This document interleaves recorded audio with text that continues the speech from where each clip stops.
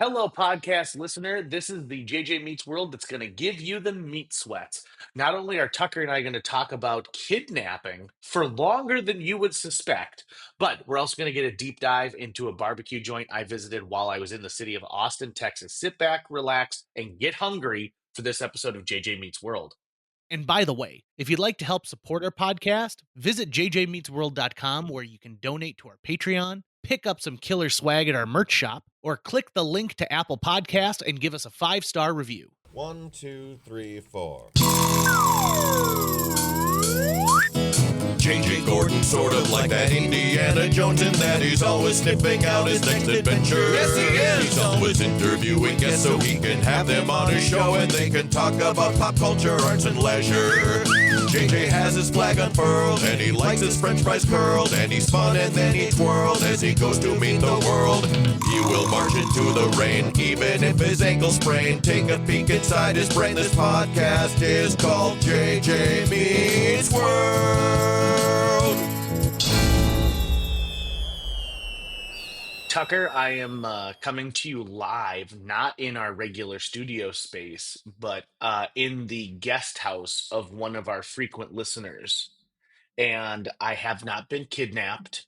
This is not some kind of weird Colin Hanks type movie where I'm pleading for help. I am, in fact, in Austin, Texas, having the time of my life. Also, recording with a different setup, too. So if it sounds a little bit different, that's why. Again, not kidnapped. Yeah, JJ's using this fancy new technology. I think it's called AirPods. They're called AirPods, and they keep trying to connect to my phone. So it'll be interesting to see if I can continue this on my computer You know what, though? the entire time. If the police came to me one day and said, Uh-huh. okay, Mr. Lucas, we think your good friend JJ Gordon has been kidnapped. Who do you think? I would say Rachel. It was Rachel. It was probably Rachel. You think that was the first? I think Here's- you know that- 100% Rachel is the first person I would think of actually kidnapping you. Like, Now- let's go get JJ and throw him in a van, and then I could totally see Rachel doing that. I don't know how often you talk about kidnapping. It's not regular for me, and so I was recently told by someone that like, you got to stop talking about kidnapping. You only kidnap kids. You've been abducted if you're an adult. And I was like, I would prefer like adult napped. I think. Are we really sure that you have to be a kid to get kidnapped? I just thought kidnapped meant the same as abducted. But I mean, the word kid. Yeah, but the kid is in kidnappers. Wouldn't they still say the kidnappers, or they'd have to say the abductors? Okay, so for example, the when you Google what does kidnapped mean? Okay, it's past tense. It's a past participle. Kidnapped, to take someone away illegally by force, typically to obtain a ransom. Take So at someone. that point, you say, yeah, right. So now it sounds like an adult. But here is their description, like their description sentence. Militants kidnapped the daughter of a minister. But the daughter And might so, be like, an adult daughter. She might be an adult daughter. I don't think so. I don't think that they would they do that. Okay, and then people also ask is why is it called kidnapped? And then the second one is what is kidnapped for adults?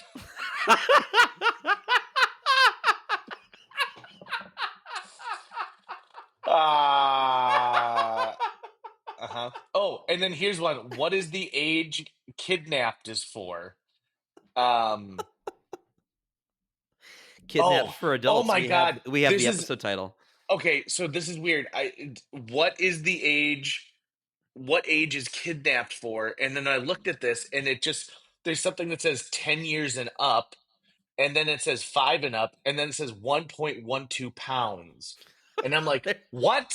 But There's a they're weight. describing a book, apparently, that is for readers ages 10 years and up, grade level 5, and the book itself weighs 1.12 pounds, I not think- the actual act of kidnapping. I think the same scientists who come up with those age ranges are the ones who decide how many potato chips are in a serving. Oh, amen, brother. Now, if you go slightly down, To the images, there is a picture. I'm gonna send it to you right now. Okay. You got Will this be the I'm gonna so thumbnail? that you can see it. It potentially could be. This would actually be a pretty good thumbnail. It is a picture. It is like a colored pencil drawing of a man sleeping, and then another man holding a rag that I assume is soaked in chloroform to his face. And here's the thing: how can we tell that this is a man? Yeah, He has I stubble on his chin. I feel like we're watching the abductor take a nap first and then go and kidnap someone. Right? Like can he sleep with himself? Yeah, so this is definitely going to be the thumbnail. I've Okay, never good. I'm glad. we've never had the thumbnail and episode title so early in a recording. I love it. By the way, this image is from a wiki how. Dream about being kidnapped. 13 possible meanings. Oh, this isn't where I Oh, thought this was going to go, but let me dig deep into this. but it looks like he's dreaming about kidnapping someone. That's what it is. So, what does it mean to dream about being kidnapped? So, let me get into these things. So, he in this case was the kidnapper in this image. So, Okay. number one, you're feeling manipulated. Being kidnapped and escaping may mean someone is trying to control you. You feel trapped. Being kidnapped and held hostage may mean you feel stagnant in real life. Oh, okay. You're internalizing your feelings. Being kidnapped could be a spiritual sign to accept your emotions. You're on the wrong path. Being kidnapped may be a spiritual sign to evaluate your relationships. You're overwhelmed. Being kidnapped and tortured might mean you're stressed in waking life. You're dealing with trauma. Nightmares about being kidnapped may be a sign that you have PTSD. You've lost control in your life. Oh my God, you gotta look at this because it's like literally the hand of God reaching down for this woman. Being kidnapped by a stranger might mean you feel powerless. You're not over your ex. Being kidnapped by an ex may indicate that you still love them. You're feeling insecure. Being kidnapped may mean you feel unworthy in your relationship. You have trust issues, which is a picture of people pinky swearing. A kidnapping dream might mean you're scared to be vulnerable. You're worried about a loved one. If you dream about a loved one being kidnapped, you may fear losing them. You're taking your partner for granted. If your partner is kidnapped in your dream, you might be neglecting them. And then the situation that will be the thumbnail for this episode is reason number 13, which is you want to gain control over a situation. If you dream about kidnapping someone, it could mean you crave power. I was gonna say, is it just the opposite of being kidnapped? So it's like, hey, dude, you're crushing it, man. Your life is going by your terms. The world is your oyster. You take what you Yeah. want, man. So clearly, there's some deep psychological things when you dream about kidnapping, whether you're the kidnapper or being kidnapped. Here's the thing. Um, Here's the thing, though, is that if I were to kidnap you, I wouldn't do chloroform. okay. Because I then you'd could. have to hoist me. Well, I'm shorter than you. It would be. I would have to really get up. I'd have to get up at a good angle, and even then, my understanding is that it actually takes like what you see in movies and TV is not actually how chloroform works or something. I don't know, but I would probably dart you from a distance. Mm, okay. Okay. What are you using a blow dart gun? Um, Probably punt like a like a pump action shotgun, because Okay. I think we'd really need to So you're talking pierce. about We'd a need to tranquilizing dart. we'd need to pierce your hide. And we'd need Yeah. to do it in a spot where there's like a good layer of fat so that it doesn't harm you as much, but it also like distributes a lot easier and maybe protects you from some more internal damage. So probably, but you, so probably like your butt or something, you know? Okay. Good. I appreciate that. Would you try and maybe lure me to a mattress store first so that I'd have something comfy to fall on? No, I would just track you for a day and I Mm, would just find an opportunity. okay. So really, you're talking about hunting me. right? You're talking about hunting me Yes. as man to man, the most Like, dangerous game. I am Craven the Hunter, and Hmm. you are Spider-Man. And Mm. I'm Oh, I'm I'm gonna dart you from a distance, and I'm gonna carry you to a museum. I'm gonna put you behind glass. okay. Is that what Craven the Hunter does to Spider-Man? Puts him behind glass?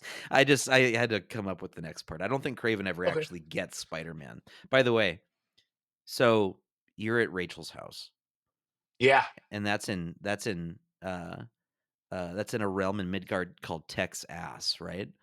Yes, correct. And it's specifically, I'm in the guest house. Like, She there's a has two whole separate. houses. Yeah, it's beautiful. You should see this backyard space. It is absolutely gorgeous. Isn't she just like Um, a lawyer for Target or some shit? yeah, I mean, she's very intelligent, you know. And in all honesty, I was slightly concerned about. I was like, am I gonna like Texas? But just like Madison, Wisconsin, Austin, Texas is clearly a bubble that exists. Mm. And it is glorious. My time down here, Tucker, has been amazing, and I specifically would like to talk about an experience I had eating barbecue.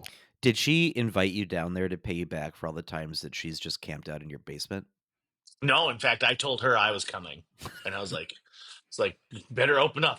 Nice. Here I come." I've been wanting to hear about your culinary adventures because I've been seeing your Facebook posts, and you sir, you are smiling more broadly and happily in those photos than I've seen you in years. Oh, I was so in fact, like my recent weight loss journey, I think has led to this moment To because the this. weight gain adventure. Well, if I had not done what I've done, I might have died yesterday. And so I needed to, I, you know, I needed to dial it back to the point of where I'm good to go. And so far, no heart attacks. Good. I feel good. Also, okay, we don't talk politics on this show very often, but I want to call out something that's in the politics realm, which is the filibuster that Cory Booker did recently. I inadvertently, without knowing, bought the exact same shoes that his team put him in for that. We both are wearing Hoka's, the same model, everything, different sizes. Um, but I bought these shoes for this trip specifically because I knew I was going to be on my feet a lot. And then I end up in Disney World after this for a conference. And so I needed something really good for my feet. And I bought these shoes. And then I found out that they're the ones that Cory Booker wore during his filibuster. So I got that going for me, which is nice. So the here's what you have to know about my experience.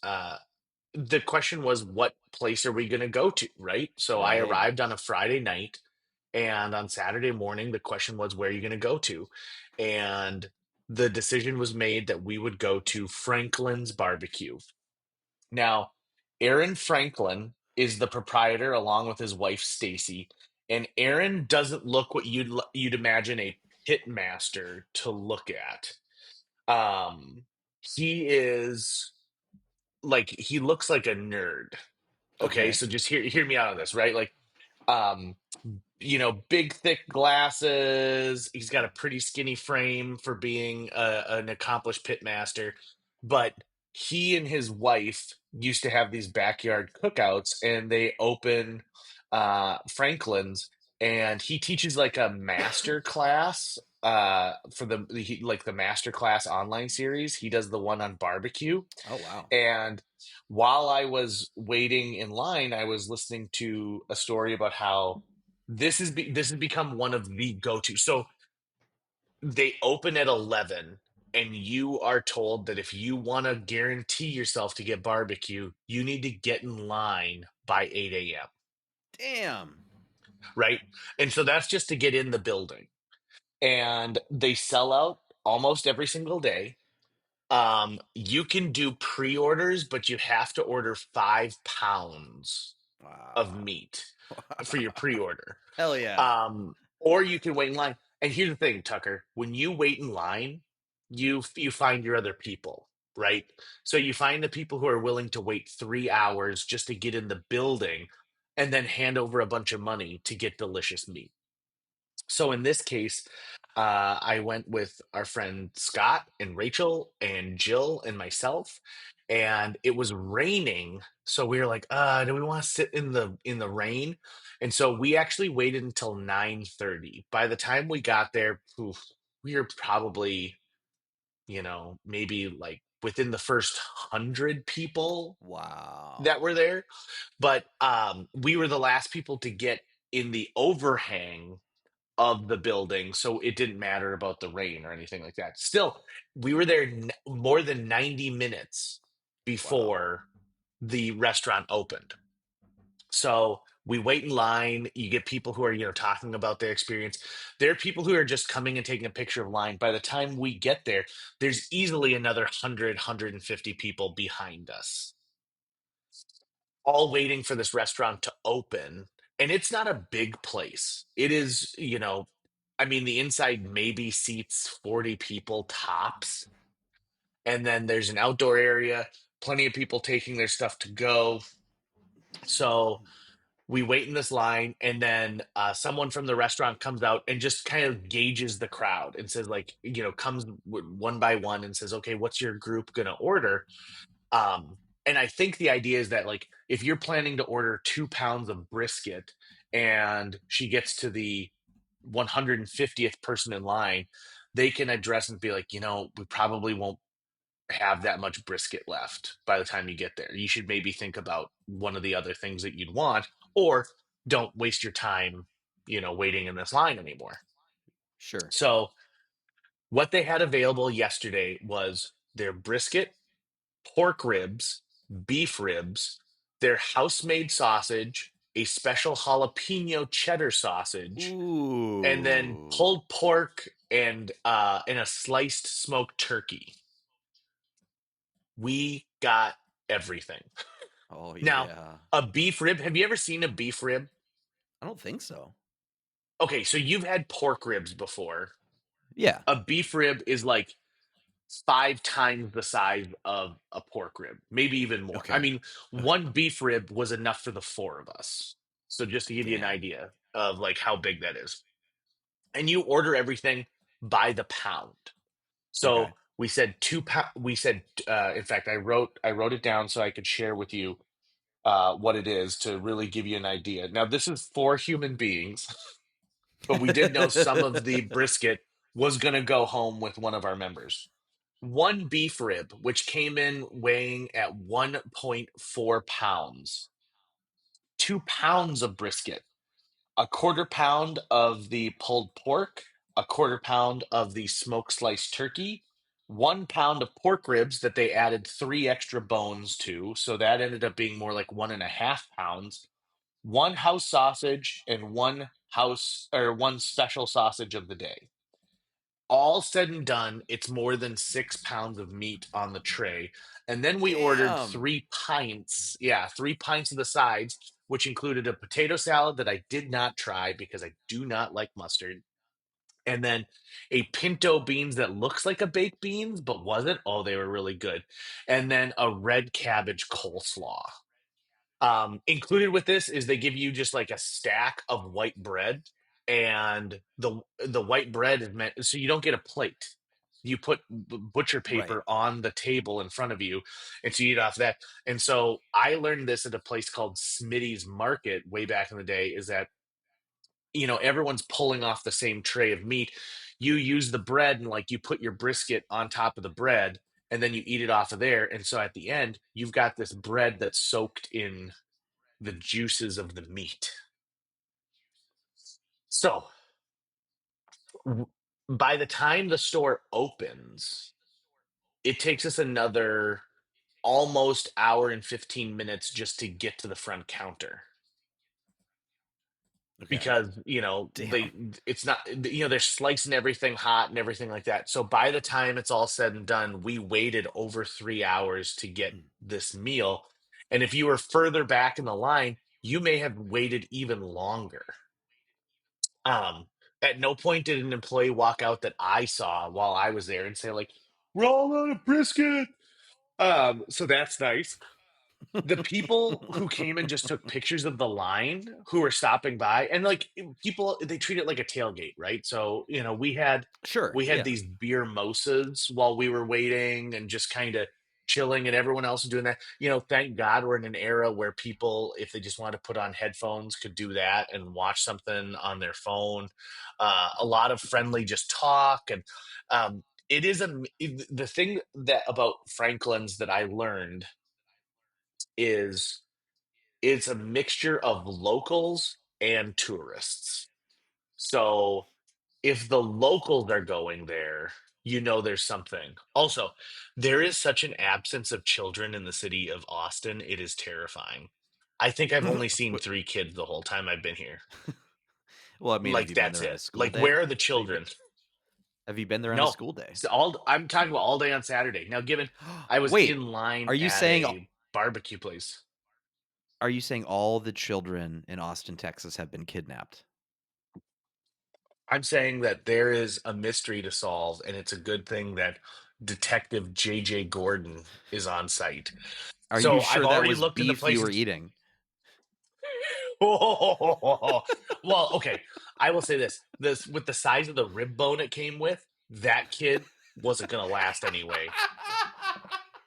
It's there's something deeply problematic with that. Um, excuse me. So you walk into Franklin's, the actual restaurant, and it's pretty simple. It's actually very much like Grand Junction, where there's a line that like snakes around the outside the perimeter of the building, and then you get up, you order, you pay, and then you go. They have a bunch of sauces available. They also have an area that has just onions and pickles. So if you want to add that to your barbecue or your sandwich, because you don't have to buy just straight meat, you could buy a brisket sandwich if you wanted. Sure. Right. We did a great job crushing a lot of this meat. I mean, we like our group really rose to the occasion in this situation, and it was delicious. It was delightful. Afterwards, it was we had to park in a place that was slightly up a hill, and by slightly up a hill, I mean like maybe 30 steps up an incline, but that was work. Uh, this it might as well have been Mount Everest by that point. And we had a wonderful back and forth, and I actually read a bunch about who who Aaron Franklin and his wife Stacy are, and so I thought I'd share that with you right now. So Aaron Franklin, the guy who founded this place, they opened up a barbecue trailer in Austin, which by the way, you can't throw a stone in Austin right now without seeing a food truck or, like a chow wagon. I mean, they are everywhere. Um and now he's got the one Franklin location, and he refuses to franchise. So people have like said, "Hey, listen, you got a great thing going here. You got a huge line. You're selling out every single day. You know what you need?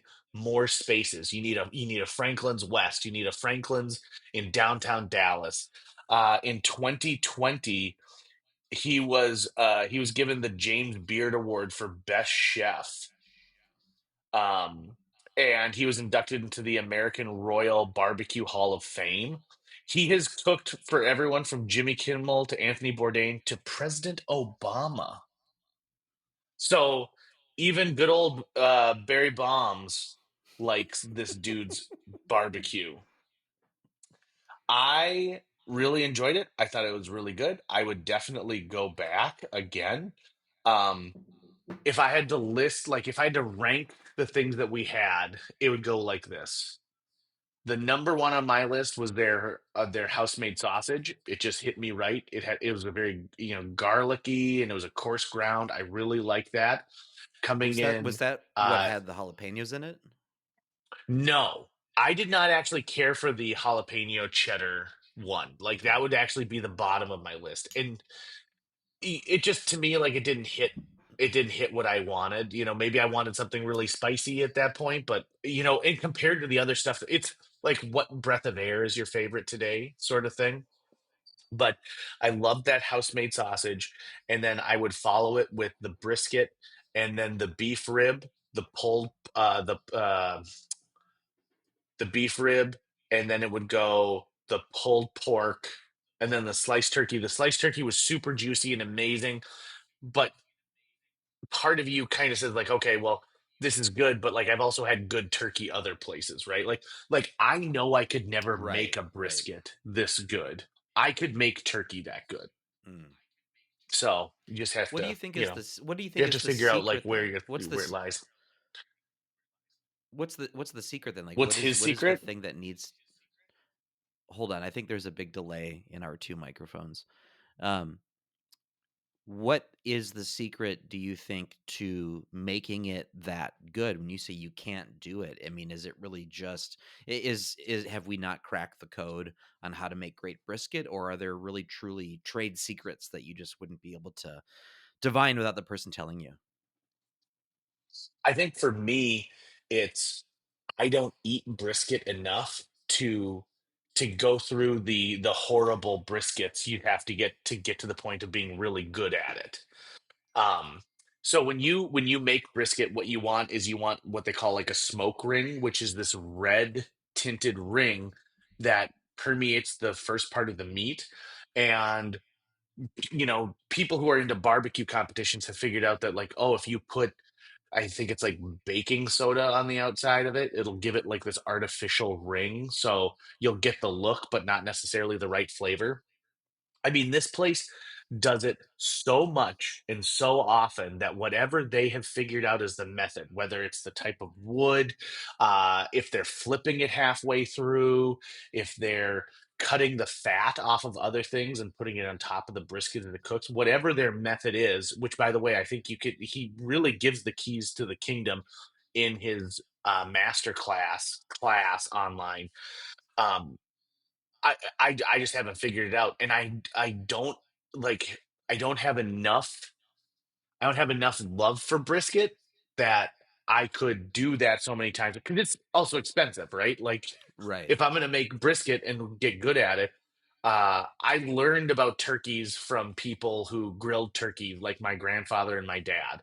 I learned about steak from other people who grill steak, but I don't really know a lot of people who do brisket. So that's part of my thing. And so many people think that they're great at brisket now because they have a trigger and oh I took an online YouTube tutorial on how to make great brisket that only lasted 3 minutes. And like the people at Franklin's, from the sound of it, get to work pretty much the night before. And so Mm, by the time 1 o'clock in the afternoon hits, their shifts are done because right. they've already spent all night as pitmasters uh, getting all this food ready. And it is, oh God, it was delightful. But it was also a fun experience. Who doesn't love a great experience like that? Now, I don't know if I'll have more barbecue before I leave. I also I've eaten at two food truck situations where a lot of these bars don't have their own food. They just have a food truck that's constantly parked in the back. And that's kind of unique and fun. Last night I had an amazing quesadilla that like changed my opinion about quesadillas in general. Oh, The night before I that had is one of the smart. best steaks I've ever had. So you're saying that instead of having a kitchen, they just pull up a food truck right out back. That's fucking brilliant. It truly is, and because the weather here is so nice all the time, you never have to worry about like, oh, are people going to want to go? It would be almost impossible in like a Fargo situation because who wants to walk out back to a food truck when it's 20 below zero? Heck, who wants to operate a food truck when it's that cold? But since the weather is so temperate here and nice, um, I think it works. Now, that being said, when it's night, so when I was waiting in line at Franklin's, we kept talking about like, if it was 90 degrees and humid, I don't know if I could have handled that line, but it was 63 degrees and, rainy a little bit. That is easy for me to sit through. So sometimes you gotta know your limitations a little bit. Also, I was on a flight from Fargo to Dallas with one of the stinkiest people that I've ever smelled in my entire life, sitting right behind me. And it, someone sent me a video recently of a gentleman on a flight, and I think it was a flight from India. And he gets up and he addresses everyone sitting behind him and says, "Whoever is farting, please stop farting. We Yeah, I can think I all remember smell it that. and it's awful." Yeah, right. And so I kind of wanted to stand up and be like, "Does anyone have deodorant in their carry-on? Does anyone have some eau de toilette that we can utilize to make this person think less?" Um, and so that kind of stunk. Also, I sat in row 22 on one of my flights, and I can't do it anymore. I can't be that far back in a plane. I can't. Yeah, It's awful. the closer you get to that toilet section is just the worse and worse it gets. But you also think that you would put people in those seats on the plane first, which is weird. Yeah. I Oh, don't.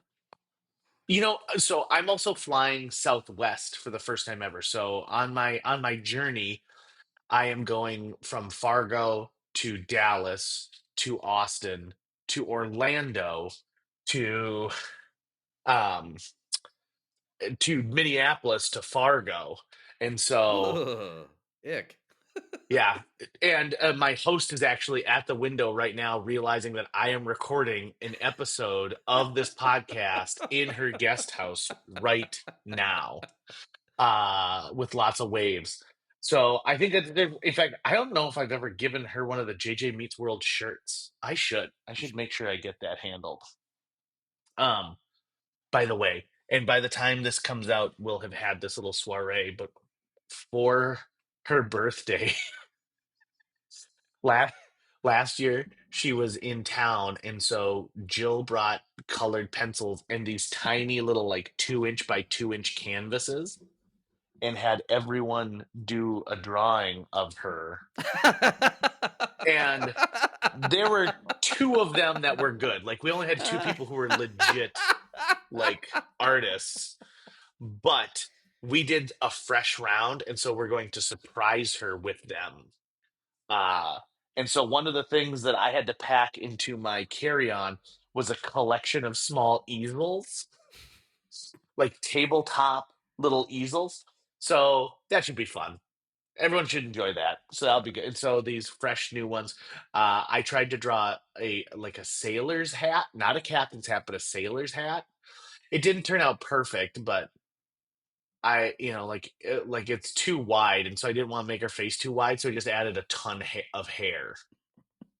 So I think it's gonna work out. By the way, you also recently celebrated a birthday. I didn't realize how many birthdays I knew, but like you, my brother-in-law, Rachel, my sister-in-law, everyone's got a birthday around this time.